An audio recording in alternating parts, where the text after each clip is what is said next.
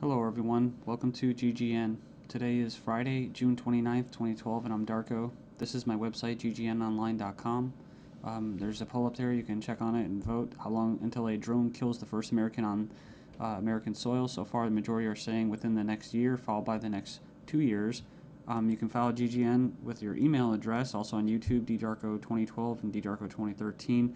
And if you'd like to help, you can donate right there. So, and there's also a little news archive there. So, I'm ready to go here, and we're going to cover the economy. And the biggest news, of course, is Obamacare approved. It was kind of shelved for a while there, and now it's back from the dead. So, and a little bit of eugenics, because you have financial warfare, and then you have social warfare, you have eugenics, and it kind of all just is immersed, right, in the same global agenda. So it says here Obamacare approved, IRS to force Americans to buy health insurance. It says it's a victory for Obama and a travesty for the middle class. The Supreme Court upheld Obama's health care mandate, empowers the IRS to begin to regulate America's health care by 2014. Expect IRS thugs armed with shotguns knocking at your door to fine you almost $700 a person or $2,000 per household for failure to purchase health insurance. If you fail to pay the outrageous fine, expect to be sued by the IRS. It says here that revised healthcare laws remove the penalty of almost $250,000 in imprisonment up to 5 years. It says here this ruling allows the federal government to force citizens to enter a contract with private corporations to buy health insurance. This is happening just days before the 4th of July when Americans won its independence from British tyranny, and now we face the same tyranny today. It says here by 2014 all Americans will have to submit or face being fined and sued by the Internal Revenue Service. The American people are already struggling financially with record unemployment, inflation, and trillions of dollars in national debt. By the time health insurance becomes mandatory, the middle class will be financially bankrupt. This is the reason why the military and police are preparing for martial law in the U.S. streets, says because people will revolt against the system that has basically turned people into financial slaves. So it says here that they're conditioning Americans with checkpoints and speed traps, army drones to spy on us. We're going to cover all this, rolling out the tanks and putting military goons on residential streets to prepare us for what is to come in the future. It says here the Bilderberg Group discussed in Spain about wanting to level America into a third world impoverished nation where we're all poor under world government dictatorship. It says here soon the Americans' standard of living will drop significantly, and it won't just be the standard of living, it will be their age of death, right? Their basically the average lifespan. It says here services will be cut. We're going to get into that too, death pathway and stuff like that. Taxes will be increased until we become so poor that we are unable to fight, and resistance will be futile. As Americans issue split decision on healthcare ruling, nearly 2/3 believe politics played too great a role. So it says Americans are sharply divided over Thursday's Supreme Court decision on the 2010 healthcare law, with 46% agreeing and 46% disagreeing with the High Court's ruling that the law is constitutional. Then you have from the Daily Bail, Obamacare complicated. Check out the flow chart. And yeah, there's our buddy, the IRS, right there. But it's just a god-awful mess. And you have Secretary of Health and Human Services in the middle. All these different invested interests, all these different bureaucracies. And the biggest invested interest that helped write the bill was the insurance companies. And they're the ones that are going to basically, how could you say, not profit. Well, they will profit, but they're going to get the best advantage from this, right? And if you would like an anarchist perspective on the whole Obamacare thing, I think Stefan Molyneux did a pretty good analysis of this. I think he held back a lot. I think he's gone over it and made his point so many times, his argument, that he was actually kind of just laid back about it. So it's kind of nice. It's 18 minutes, not too long. The truth about Obamacare, yes, it's even worse than you think. And right here in the description, he puts in there the 6 facts that he presents in his argument. So fact 1, there is no law in the U.S. anymore. Basically what he's saying is that if they could just do anything, then there's no law, right? And it's tricky because, in quote, in a stateless society, there would be what? No law. Well, there would still be common law. See, this isn't common law. This is political law. That's why you have pigs, political law enforcement, and the like that are going to be enforcing this, federal agents and that. So in other words, what he's saying is that you might as well just have no government, because right here you have a dictatorship with, quote, laws, right? They have laws that basically write in a dictatorship.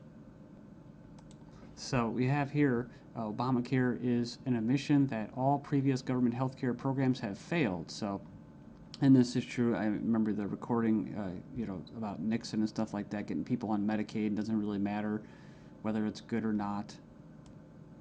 And in fact, costs have already doubled from initial estimates, and that's usually how it works. As soon as this gets closer to fruition, oh yeah, some hidden costs. Sorry, guys. Fact 4, 70% plus of healthcare issues result from individual choice. So the thing about it, he's talking about smoking, drinking, eating basically a lot of bad food and stuff like that. You can actually help. But a lot of these people that are going to, quote, benefit from this are not going to be doing anything to help their own health, right? So it says here the inability to discriminate on pre-existing conditions is an essential driver of healthcare cost. So I think what he's saying there is it's not very free market. It says here that the fines for non-compliance are destined to rise enormously. We have 15 reasons why the Obamacare decision is a mind-blowing disaster for America.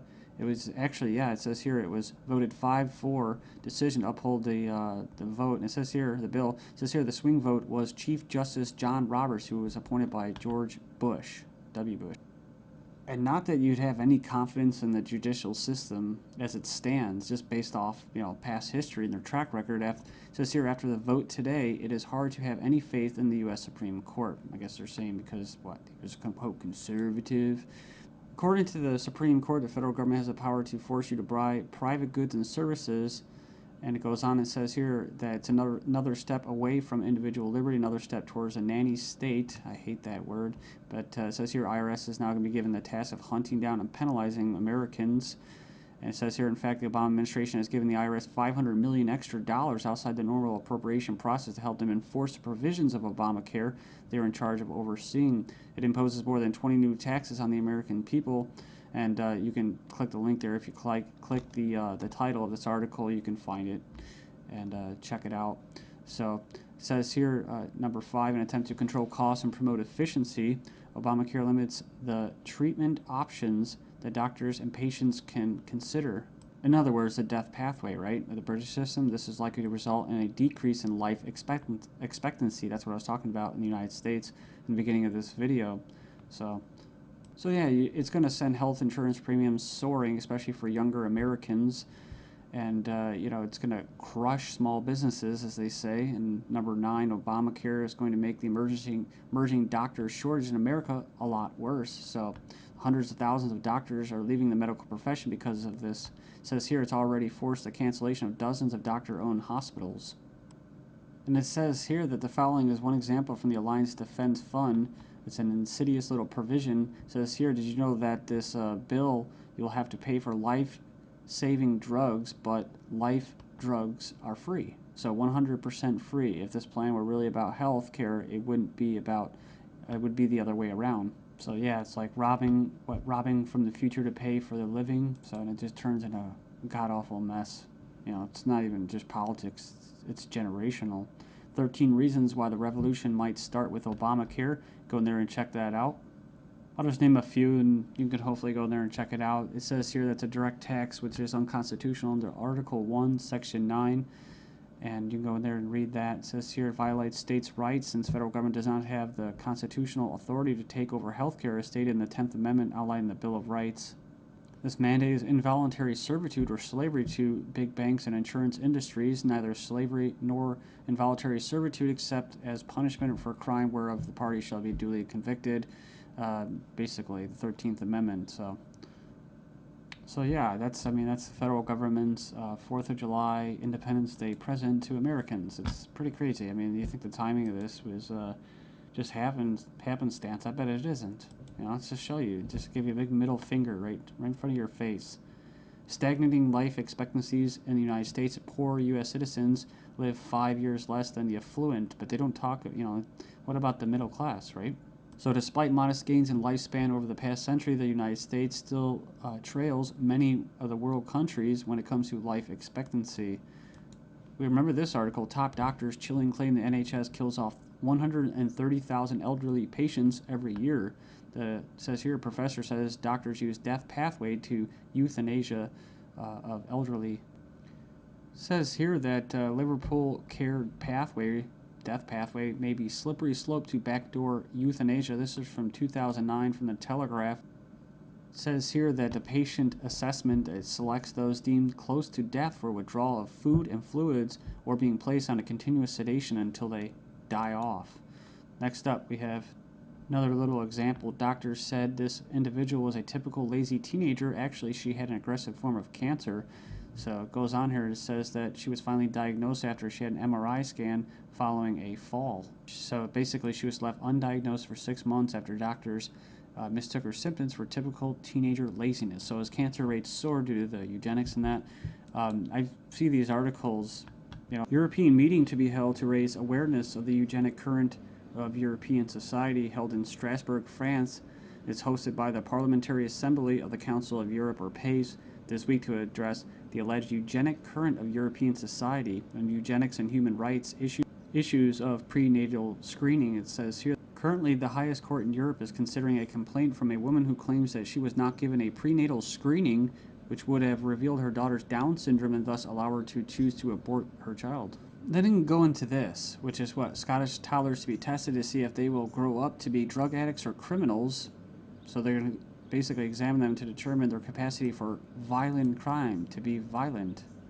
But what happens when this comes to the UK? Thailand violent students to be drafted into our army automatically.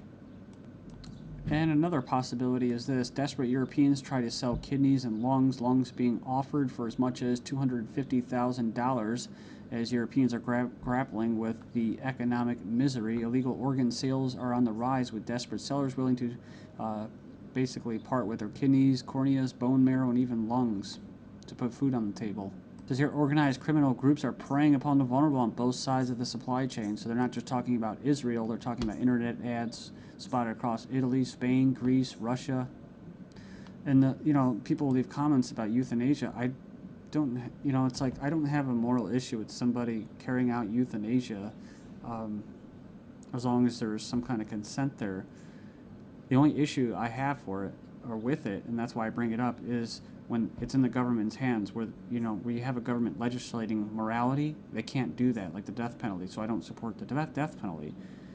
With euthanasia, if you're declared a violent or criminal or deviant or going to be a drug dealer, well, then they go ahead and euthanize you, and then they can sell your body parts. And that's probably already going on in Asia and parts of the world. But what happens when people want to sell their entire bodies? Right, a one-time donation, or they could just sell their entire body and have it just basically, as they say, cannibalized for different parts. I mean, it sounds nice on the surface to help out your family and stuff like that, but that's talk about preying on the vulnerable, man. Then we have this guy, Jim Rogers, saying that financial Armageddon will happen despite the EU deal. Says the solution to too much debt is not more debt. 2 suicides in 2 days. Greece sees social backlash of crisis. I guess basically they leapt to their death. One of them was a 70-year-old man who jumped from his flat after a court clerk stopped by to issue him an eviction notice on Friday. 17 reason to be extremely concerned about the second half of 2012. Look at this. The IMF research paper showed banking crisis is far more likely to start in September than any other month. It says here Moody's downgraded the credit ratings of 15 major global banks. I guess this organization or website, Leap, issued a red alert to the global financial system for this fall. It says here they're warning that the second half of 2012 will represent a major inflection point for the global economic system. Let's not forget about bank runs like the possible one at RBS, Royal Bank of Scotland. It's a glitch. That's right. England, they are basically